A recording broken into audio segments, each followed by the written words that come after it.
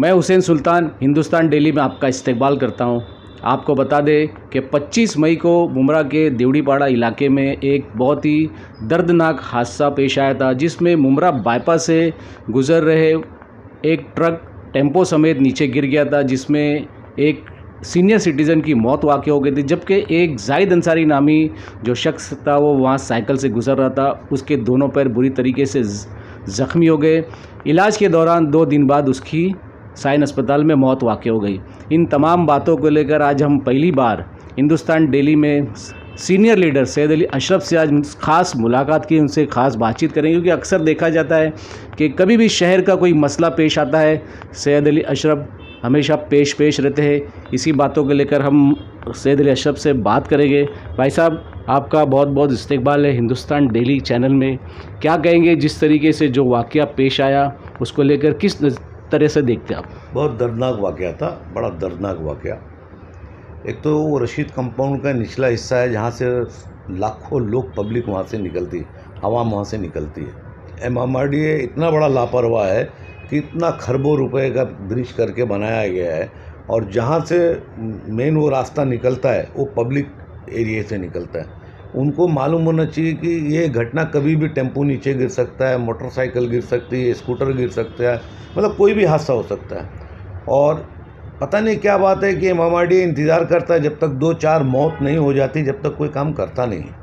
अब इतना बड़ा जब आपने ब्रिज बनाया है, वो बनाया, तो उसके वहाँ पे उनको RCC की वॉल सेफ्टी के हिसाब से उनको वॉल्स बनाना चाहिए था, वहाँ पे डिवाइडर्स बड़े बड़े बनाना चाहिए था। वो ना करते उन्होंने वहाँ छोड़ दिया।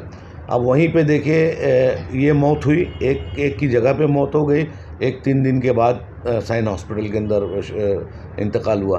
और दूसरे दिन फिर सुबह एक्सीडेंट के ठीक दूसरे दिन सुबह फिर वहाँ एक्सीडेंट हुआ, फिर एक मौत हुई ऊपर, लेकिन वो नीचे नहीं आया, ऊपर के हिस्से में। तो मैंने पत्रक लिखा है MMRDA को, आज मंडे सबमिट हो जाएगा कि इसको अगर आप ये नहीं करोगे तो हम बहुत जल्दी जन आंदोलन करेंगे, वहाँ का रास्ता हम बंद करेंगे। भाई साहब, ये जो बाईपास है 2008 से बना हुआ है और अभी तक कई जाने यानी कि 100 का आंकड़ा पार हो चुका है और कई तो ज़ख्मी हो चुके हैं, लेकिन ये पहली बार ऐसा है तो शायद इसका मुआवजा उसको मिल रहा है। शायद हमने ये भी सुना है कि आपने भी उसके अहले खाना की मदद की, क्या कहेंगे? देखिए, ऐसा है कि मैंने उसके अहले खाना की मदद किया, और मैं और चाहूँगा कि लोग उनकी मदद करें, क्योंकि उनकी अगर फैमिली को देखा मैंने जिस तरीके से कल वो आए थे मेरे यहाँ, तो मैंने देखा है कि उसके 5 बच्चे, एक बच्चा तो गोद में है, और बड़ी मतलब कंडीशंस बहुत ख़राब कंडीशन थी। तो मैंने लोगों से अपील भी किया है कि हमारा शहर हमेशा देने का काम किया है, हमारे शहर ने कभी गवर्नमेंट की कोई चीज़ पे निर्भर नहीं रहा। हमारे शहर ने अपने पास से निकाल के दिया है, कोरोना का पीरियड हो या कोई भी पीरियड हो।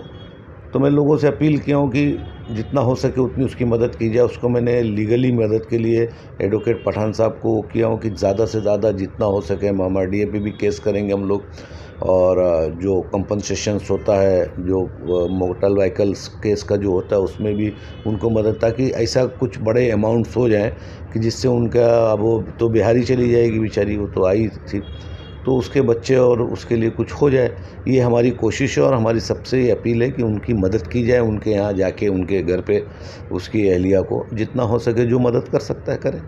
भाई साहब, जब भी शहर में ऐसा कोई वाक़या पेश आता है तो लीडरान जागते हैं, उसका विरोध करते हैं, नाराज़गी जताते, लेकिन बाद में कुछ दिनों बाद वही मामला ठंडे बस्ते में चले जाता है। इसको लेकर क्या कहेंगे? आप देखिए कि भूलने की आदत तो हमको इतनी हो गई कि देखिए, आपने क्या याद होगा आपको, पूना के अंदर एक जमात आ रही थी और उस जमात के 40 बच्चे लोग थे, 40 बच्चे थे उसमें। उन बच्चों को पकड़ लिया था पुलिस ने, और उनको चाइल्ड उसमें करके उनको चिलर रूम में भेज दिया गया था कि इनसे काम करवाने के लिए, जबकि वो जमात के लिए निकले हुए बच्चे थे। परसों अखबार की एक पीछे के पेज पे एक मामूली सी सुर्खी, मेरी लड़ाई यही रहती है, मैं बोलता हूँ कि जब इतनी उससे पकड़ के लेके जाते हो तो उतनी इज्जत से फिर हमको वो करो। और उन बच्चों को सबको छोड़ देना पड़ा और वो केस ख़त्म हो गया। लेकिन कितनी बड़ी न्यूज़ बनी थी इस मुल्क के अंदर कि जमात के लोग जो है इस तरीके से काम करते हैं और छोटे छोटे बच्चों को आतंकवादी बनाते हैं, इस तरीके की। तो ये फितरत रही है बहरहाल। और अच्छा, ये ऐसा नहीं है कि ये मुस्लिम एरिया में नहीं, ये ऑल ओवर इंडिया का हाल यही है कि बस राम भरोसे देश चल रहा है। आप बताइए, MMRDA इतना बड़ा सेक्शन है महाराष्ट्र का, इतना बड़ा डिपार्टमेंट है, क्या वो उसको नहीं मालूम था कि यहाँ से मौत हो सकती है, यहाँ से ट्रक नीचे गिर सकता है। हमारे यहाँ आए दिन ट्रक गिरता है। ट्रक तो ऐसा गिरता है जैसा पका हुआ आम। हमारे यहाँ फट से गिर जाता है, फट से मौत हो जाती है, फट से हो जाता है, फिर चिल्लम चिल्ली होती, पुकार होती, कुछ होता है, उसके बाद फिर ठंडे बस्ते में हो जाता है। ये तो फितरत है इंसान की भाई, कि हर चीज़ आवाज़ उठती फिर ख़त्म हो जाती है। अभी आपने कहा कि मंडे यानी सोमवार को, पीर के रोज़ आप लेटर देंगे, तो उसके बाद जो मेन ऐसे स्पॉट है इस बाईपास पे जहाँ हमेशा हादसे पेश आते हैं, वहाँ पे सुरक्षा दीवार नहीं है जो होनी चाहिए, डिवाइडर नहीं है, बहुत है, स्ट्रीट लाइट है, और ड्राइवर भी वहाँ पे बिल्कुल तेज़ रफ्तार से रात में गाड़ी चलाते, क्या कहें? देखिए, ऐसा है कि MMRDA को सब पता है कि कहाँ स्पॉट चाहिए, कहाँ लाइट चाहिए, कहाँ गिरने का ख़तरा है, सब मालूम है। बस ये आलस ये है कि वो काम नहीं करना चाहते। अब एक दिन जब कोई दिन बदला ना, जैसे इस इलेक्शन को पब्लिक ने अपने हाथ में ले लिया था ना, किसी नेता की नहीं चली, किसी अभिनेता की नहीं चली, कोई ठेकेदारों की नहीं चली, उसी तरीके से एक दिन कौसा मुमरा की जनता MMRDA के खिलाफ आंदोलन अपने हाथ में ले ली और अगजनी वगैरह हो गया और ये बंद हुआ। उसी दिन सबको होश आ जाएगा। मैं महाराष्ट्र सरकार को अपील करता हूँ आपके हिंदुस्तान के माध्यम से, हिंदुस्तानी चैनल के माध्यम से, कि इस पे होश आए, नहीं तो एक आध दिन कोई और बड़ा हादसा हुआ तो कहीं ऐसा ना हो जाए कि ऊपर पूरे MMRDA के क्षेत्र और उसके रास्ते को आग से हवाले ना कर दें लोग। भाई साहब, आखिर क्या वजह है, आप तो एक सियासी आदमी हैं, तो क्या वजह है कि उस बाईपास पे काम नहीं किया जाता, या माइनॉरिटी एरिया में ये बाईपास बना है, कहीं उसको वजह से तो नज़रअंदाज नहीं किया जाता? देखिए, नज़रअंदाज तो हमेशा किया गया। जब ये बाईपास, जब यहाँ पे रोड पे एक्सीडेंट होता था, तब मैंने इसकी आवाज़ उठाया था। तो फैयाज़ अहमद ने नागपुर असेंबली के अंदर विंटर सेशन के अंदर ये आवाज़ उठाया था। मुमरा शहर, मुमरा और भिवंडी दोनों जगह ये हालात थे।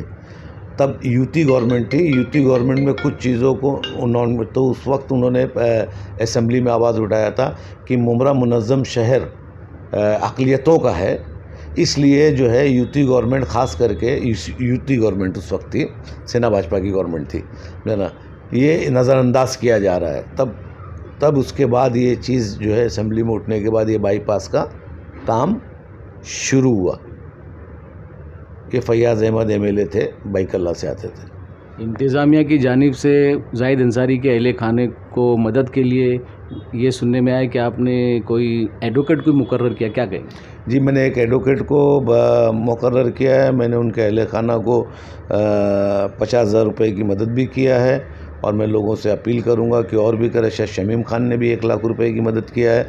इस तरीके से अगर शहर से अपना 10-15 लाख रुपए इकट्ठा हो जाए तो फौरी मदद वही सबसे बड़ी मदद होती है।